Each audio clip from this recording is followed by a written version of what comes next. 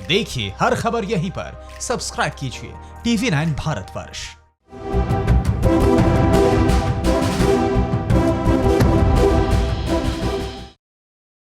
नमस्कार, आपके साथ मैं हूं समीर अब्बास। भारत चीन की टक्कर पर देश का सबसे बड़ा वॉर रूम कॉन्क्लेव जारी है। TV9 भारतवर्ष के वॉर रूम कॉन्क्लेव में देश के सारे बड़े जनरल सुबह से ही चीन के खिलाफ सटीक रणनीति पर चर्चा कर रहे थे। इसके अलावा देश की अलग अलग सियासी पार्टियों के नेताओं ने भी एक सुर में चीन को करारा जवाब देने की बात की है। इस वक्त हमारे साथ बीजेपी की ओर से राजीव प्रताप रूडी मौजूद हैं, जो कि नेशनल स्पोक्स पर्सन हैं, भारतीय जनता पार्टी के पूर्व केंद्रीय मंत्री हैं। रूडी जी, स्वागत है आपका।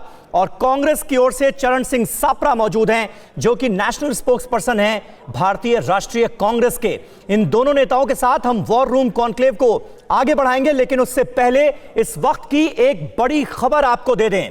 एक तरफ जब भारत की सेना और जनता दोनों में चीन के खिलाफ आक्रोश है, तो ऐसे में कांग्रेस के एक बड़े नेता ने बहुत ही शर्मनाक बयान दिया है। कांग्रेस के नेता सलमान अनीस सोज ने गलवान घाटी का जिक्र किया है और लिखा है कि कट्टर हिंदुओं को गलवान घाटी की फिक्र हो रही है। अब इस बयान का क्या मतलब है? कितना शर्मनाक बयान है ये? इसमें हिंदू मुसलमान कहां से आ गया?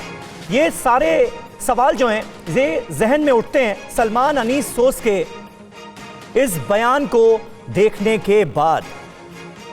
तो कांग्रेस नेता सलमान अनीस सोज का एक शर्मनाक बयान सामने आया है, जिसमें वो ये कह रहे हैं कट्टर हिंदुओं को गलवान घाटी की फिक्र हो रही है। अब इस बयान का क्या मतलब है? गलवान घाटी में जिस तरह से छुरा घोंपने का काम किया चीन ने, उसके बाद पूरे हिंदुस्तान का खून उबल रहा है, और ऐसे में यह कहना कि कट्टर हिंदुओं को गलवान घाटी की फिक्र हो रही है, इसका क्या मतलब है? अब चूंकि चरण सिंह सापरा साहब हमारे साथ मौजूद हैं कांग्रेस पार्टी की तरफ से, सापरा साहब, कुछ समझ पा रहे हैं आप?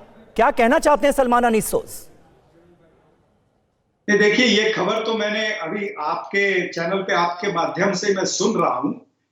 ये पार्टी की लाइन नहीं है, ये उनका कोई व्यक्तिगत लाइन है, मैं ऐसे कहना चाहूंगा। और इसको वही आगे समझा सकते हैं, क्योंकि उन्होंने इस तरह से क्यों कहा। आपने ठीक कहा कि आज पूरे हिंदुस्तान को, पूरे भारत को चिंता है, और सोज साहब ने ये चीज क्यों कही है, इसका स्पष्टीकरण सोज साहब ही दे सकते हैं। जी, लेकिन यही सारी वो बातें हैं जिसके आधार पर बार बार अब आपके ऊपर ये आरोप लगेगा, कांग्रेस के ऊपर ये आरोप लगेगा कि भाई चीन से टकराव के मुद्दे पर भी यहां पर जो राजनीतिक पार्टियां हैं वो एकमत नजर नहीं आ रही है, कांग्रेस अलग सुर अलापती हुई नजर आ रही। कैसे आप जवाब देंगे फिर? नहीं, देखिए, कांग्रेस कोई अलग सुर नहीं आलाप रही है। कांग्रेस पार्टी भारत की सरकार के साथ खड़ी है। भारत की सरकार को हम यही कहते रहे कि आप ऑल पार्टी मीटिंग बुलाइए। आज शाम को आदरणीय प्रधानमंत्री जी ने वो मीटिंग बुलाई है। एक सुयोजित हमारी रणनीति होनी चाहिए, हमारा एक डिप्लोमेटिक मूव आगे किस तरह से रहना चाहिए, कूटनीति क्या रहनी चाहिए, ये सभी पार्टियों के साथ चर्चा। ठीक है, मैं उस पर आऊंगा सापरा साहब, लेकिन एक रिएक्शन छोटा सा, सलमान अनीस सोज का ये जो ताजा बयान सामने आया है, राजीव प्रताप रूडी जी, मैं आपसे जानना चाहूंगा क्या मतलब नजर आता है ये गलवान घाटी के मुद्दे पर, चीन से टकराव के मुद्दे पर हिंदू मुसलमान कहां से आ गया बीच में? सलमान सोज शायद सैफुद्दीन सोज जो कांग्रेस के नेता हैं उनके पुत्र हैं जी।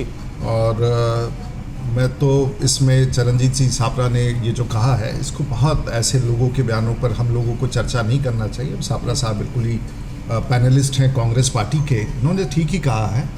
और मैं नहीं समझता हूँ कि ऐसे लोगों के बयान पर, और ये मैंने अब आप मुझसे मत पूछे, बट ये मानसिकता है, और ऐसे मानसिकता के लोग सभी राजनीतिक पार्टियों में आपको मिल जाएंगे जो, और इसमें हिंदूवाद कहना, इसमें ये इस शहीद हमारे देश के जवान थे,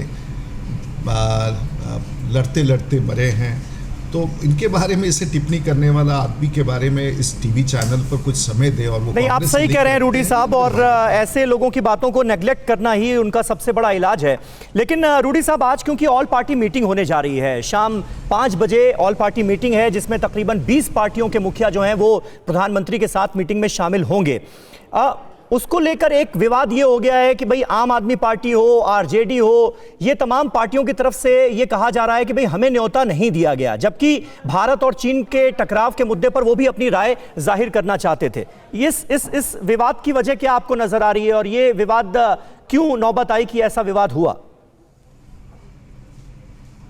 देखिए, पिछले 2-3 दिन से इस बात की चर्चा चल रही थी कि सरकार या प्रधानमंत्री प्रतिपक्ष से कैसे बात करेंगे, कब बात करेंगे, क्यों नहीं बात करेंगे। और फ्राइडे का तिथि निर्धारित हुआ जिसमें आज शाम को 5 बजे बैठक होनी है। आपने बताया कि इसमें कुछ पार्टियां कह रही है हमें बुलाया नहीं गया। मैं इस पर कोई टिप्पणी नहीं कर सकता हूं कि मुझे सूची बनाने का आधार क्या था और किस प्रकार से उन लोगों ने तय किया है, इसकी जानकारी मुझे नहीं है और मैं इस पर कोई टिप्पणी नहीं कर सकता हूं। सापरा साहब, अब ऑल पार्टी मीटिंग का आपने ही सबसे पहले जिक्र किया। शाम 5 बजे ऑल पार्टी मीटिंग होने जा रही है और उससे पहले राहुल गांधी की तरफ से जो बयान सरकार के रुख और रवैये को लेकर दिए जा रहे हैं, क्या आपको लग रहा है कि ये जल्दबाजी में दिए गए बयान हैं कि सरकार सोती रही और चीन ने हमारे 20 सैनिकों को, जवानों को शहीद कर दिया और सरकार ने प्रोएक्टिव रोल अदा नहीं किया? क्या इस तरह के बयानों से ऑल पार्टी मीटिंग से पहले कम से कम बचा जा सकता था? देखिए, क्या ये देश के अंदर सच्चाई नहीं है कि चीन एक हमारी एलएसी के अंदर घुस गया है? ये तो आज एमओएस डिफेंस जो है श्रीपद नायक, उन्होंने भी कबूल किया है। उन्होंने ये स्टेटमेंट दिया है एजेंसी को, एएनआई को, कि हमारी जमीन पर आकर के हमारे सोल्जर्स को मारा है। ये एक प्री प्लान स्ट्रैटेजी चाइना की थी। ये एमओएस का श्रीपद नायक जी का जवाब है। तो यही राहुल गांधी जी कह रहे हैं, यही सवाल पूछ रहे हैं पहले दिन से कि चीन भारत में कैसे घुसा, क्यों घुसा, इसका क्या ये इंटेलिजेंस फेलियर नहीं है?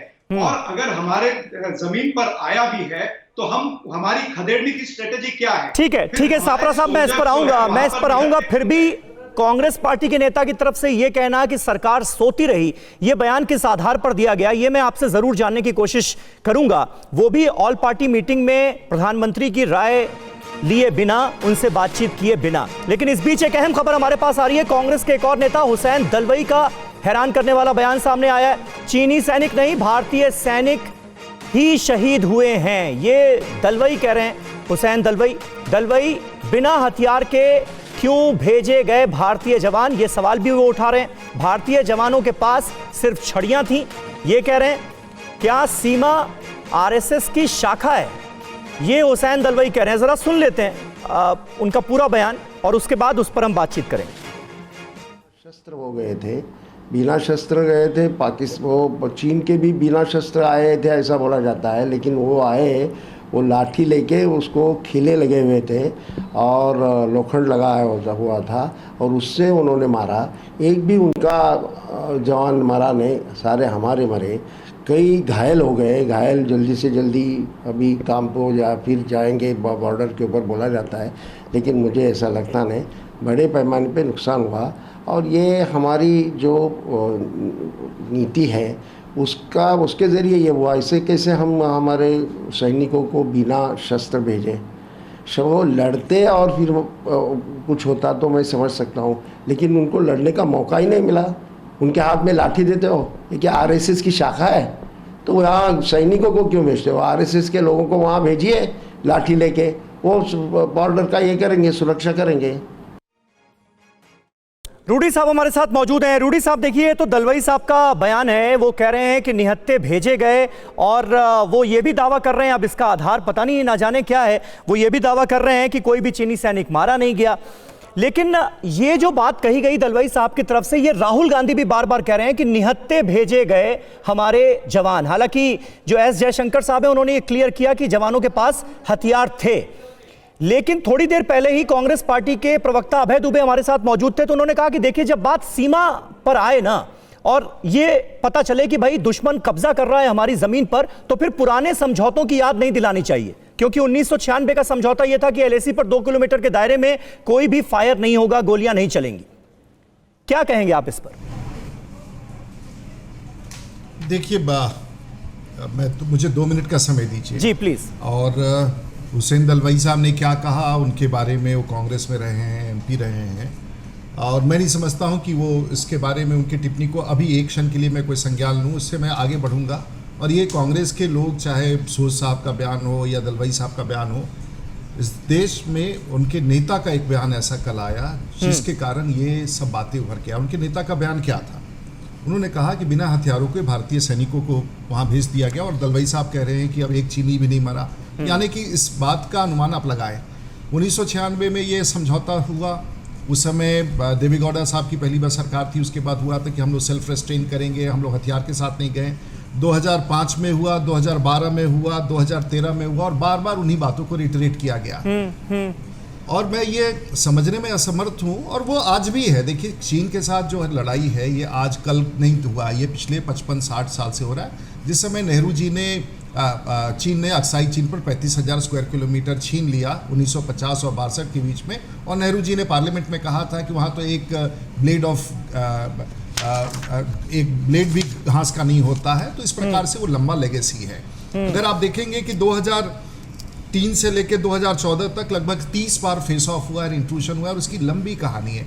तो ये सब लोगों को लग रहा है, या कांग्रेस के मित्र ये देश को समझाना चाह रहे हैं कि ये कल ही हुआ है और कल के पहले कभी नहीं हुआ, और इस प्रकार की परिस्थिति। हाँ, इस बार जो हुआ है वो कभी पहले नहीं हुआ। 1975 में अरुणाचल में 4 जवान शहीद हुए थे, उसके बाद ये हुआ है। और बहुत इंट्रूशंस, बहुत फेस ऑफ होते रहते हैं। आज ये कहना कि वो लाठी लेकर के और वहाँ पर, देखिए, कोई भी, मैं तो जानता हूँ, और मैं बिहार रेजिमेंटल सेंटर, एक प्री इंडिपेंडेंस का एक बटालियन है, वो सेंटर है, दानापुर में है, बिहार में है, और मैं गर्व के साथ कह सकता हूँ कि उसमें बिहार जुड़ा हुआ है, और शहीद बिहार के लोग, बिहार रेजिमेंटल सेंटर के और भी लोग होते हैं उसमें, वहाँ है। और उनको ये, दरअसल आप किसी नेता को चुनौती नहीं दे रहे, आप किसी नेता का अपमान नहीं कर रहे, आप जिन बातों को ला करके जो गैर जिम्मेवाराना बयान है, आप उन सैनिकों का अपमान कर रहे हैं। और कांग्रेस पार्टी को इस बात का सावधानी बरतना चाहिए कि उनके नेता ने तो गलती कर ही दी। पूरा देश और फौज के लोग और सारे भारत के फौज को कह रहे हैं कि भाई राहुल जी को इतना भी नहीं पता, और क्योंकि उन्होंने गलत बयान दे दिया है तो अब उनको सभी प्रवक्ताओं को कहा गया है कि आप उसको डिफेंड करें।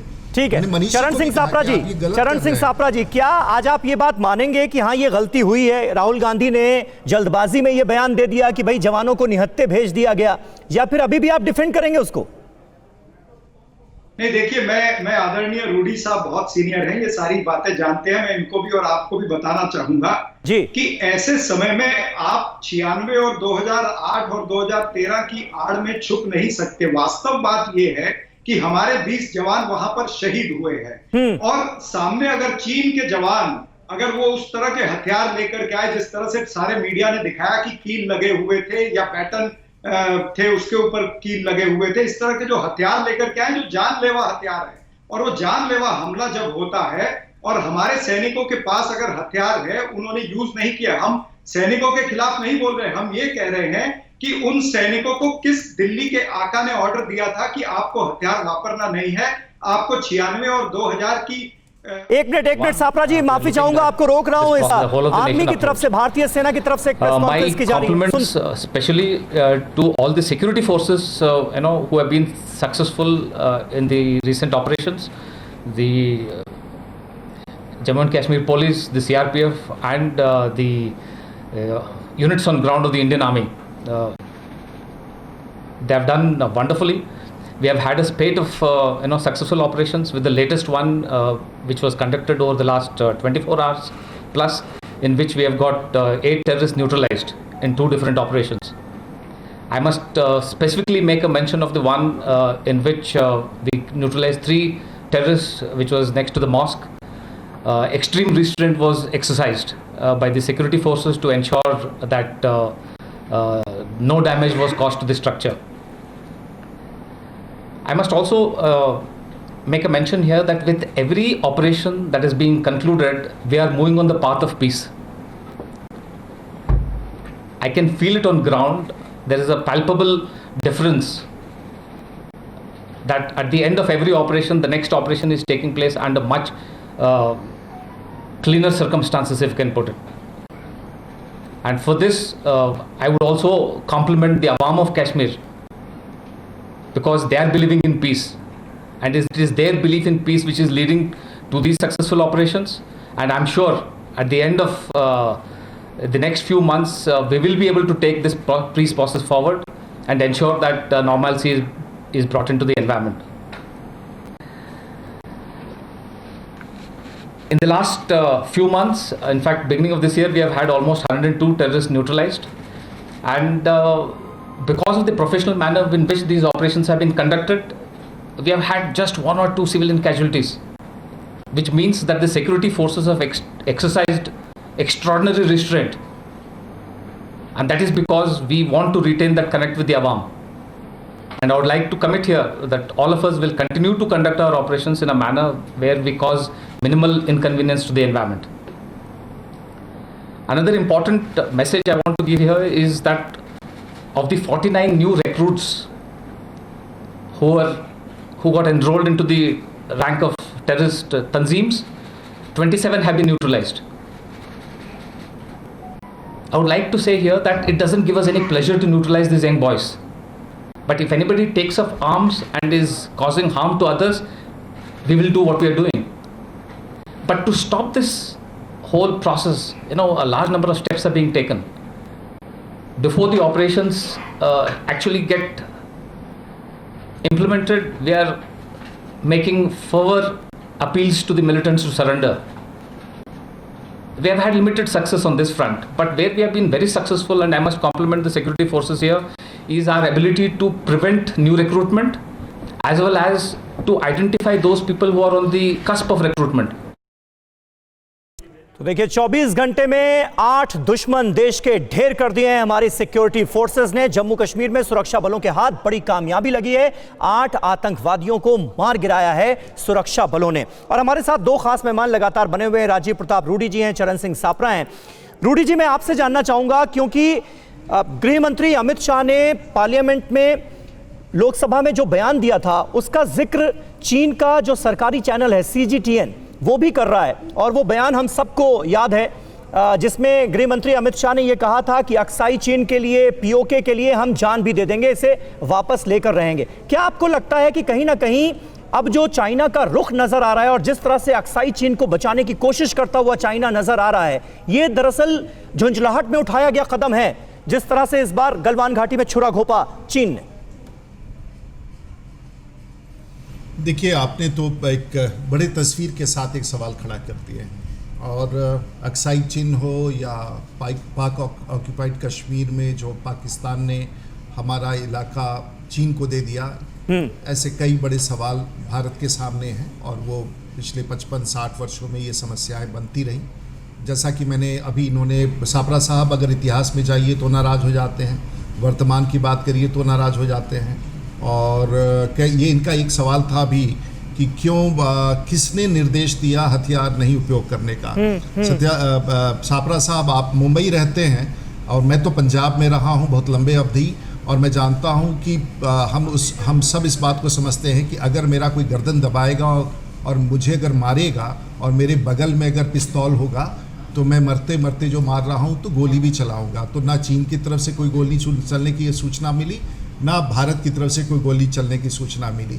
तो ये कहना कि हमारे फौज कमज़ोर है, वो गोली नहीं चला सकते हैं या उनको रोका गया, जो संधि था जिससे बातचीत आज से वर्षों से पिछले 45 वर्षों में जो कार्य चल रहा था वो निरंतर चल रहा था। तो आपका ये कहना कि हमारे ये देश अब नहीं सुनने के लिए तैयार है, आप लोग अपने आप को गड्ढे में डाल रहे हैं जब बार बार देश के फौज के सामने कह रहे हैं कि हमारे फौज के पास हथियार नहीं था, हम 50 थे, वो 500 थे। आज मैंने सुबह मनीष तिवारी जो आपके वरिष्ठ प्रवक्ता है वो कह रहे थे 50 थे और 50 थे, मैंने कहा 70 तो आप कह रहे हैं घायल है, 20 मारे गए तो 50। तो ऐसे ऐसे शब्दों के जाल में आप लोग फंसते जा रहे हैं। मैं फिर दोहराना चाहूँगा, ये जो उन्होंने सवाल किया अब्बास साहब ने कि क्या अक्साई चीन, क्या काराकोरम रेंज, क्या POK, क्या धारा 370, क्या भारत की ताकत, जो दुनिया के लोग कह रहे हैं कि अब हम भारत चलेंगे, वहाँ पर हम मैन्युफैक्चरिंग करेंगे, और देश के प्रधानमंत्री का बयान कि अब हम एक पैराडाइम शिफ्ट लेकर के चीन के खिलाफ जो हमारी आर्थिक ताकत, अगर 60 वर्षों में भारत आर्थिक ताकत बना चुका होता तो चीन कोई मिलिट्री पावर दिखा करके नहीं है, वो आर्थिक ताकत। ठीक है रूडी साहब, क्योंकि अब वक्त कम बचा है। चरण सिंह सापरा साहब, जो इन बातों का जिक्र रूडी साहब ने किया उस पर एक छोटा सा रिएक्शन आपका। और आज ऑल पार्टी मीटिंग होने जा रही है, प्रधानमंत्री से सीधे मुखातिब होंगी सोनिया गांधी भी, क्या बातें आपकी तरफ से रखी जाएंगी? इस वक्त सरकार को सबसे पहला कदम अब क्या उठाना चाहिए आपके हिसाब से? देखिए, सर्वप्रथम तो मैं बता दूं, रूडी जी जिस तरह से एक्सप्लेन कर रहे थे 96 और 2008 की जो बातें ये हो रही हैं, हाँ। इसमें वो जो एग्रीमेंट बना है वो पीस टाइम सिचुएशन के लिए बना है या डिसएंगेजमेंट के लिए बना है या जब टेंशन है उस समय के लिए बनाया है। लेकिन आज आपको ये समझना पड़ेगा कि वॉर लाइक सिचुएशन है, और वॉर लाइक सिचुएशन में अगर हमारे सैनिकों को जिस तरह से वो कुछ हथियार लेकर के आए थे, इस तरह से हमारे सैनिकों को हथियार, तो यानी आपके हिसाब से सापरा साहब 1996 का समझौता तोड़ देना चाहिए ना, जिस पर बार बार हमारी सरकारों ने मोहर लगाई है। अब वो वक्त आ गया है। आप समीर अब्बास जी, आप मेरी बात पूरी नहीं होने देते। कंप्लीट कीजिए, कंप्लीट करिए। मेरी बात पूरी होने दीजिए जी। तो ये वॉर लाइक सिचुएशन के अंदर अगर उस एग्रीमेंट का उल्लंघन भी हो जाता कहीं ना कहीं, तो पूरा देश इस सरकार के साथ में खड़ा रहता, ये एक बात है। दूसरी बात, ये सरकार शुरू से डिनायल मोड में रही है। वो हमारी जमीन के अंदर आए ये कहते रहे, नहीं आए। अब इनके खुद मंत्री कह रहे हैं कि हमारी जमीन में आए। राम माधव ने खुद स्टेटमेंट दिया कि इंट्रूजन हुआ है। ये शुरू से डिनायल मोड में रहे। उनके हेलीकॉप्टर अगर शव उठाने के लिए आए हैं तो वो इनको दिखता है। ठीक है। बहुत सारे सवाल आपकी तरफ से उठाए जा रहे हैं, कुछ वाजिब सवाल भी हैं, और मुमकिन है और कोशिश ये होनी भी चाहिए सरकार की तरफ से, और हम ये उम्मीद भी करते हैं कि आज जो ऑल पार्टी मीटिंग हो रही है, जिसमें तकरीबन 20 दलों के मुखिया प्रधानमंत्री से मुखातिब होंगे, इन सारे सवालों का जवाब सरकार की तरफ से दिया जाए। राजीव प्रताप रूडी जी, चरण सिंह सापरा साहब, बहुत बहुत शुक्रिया।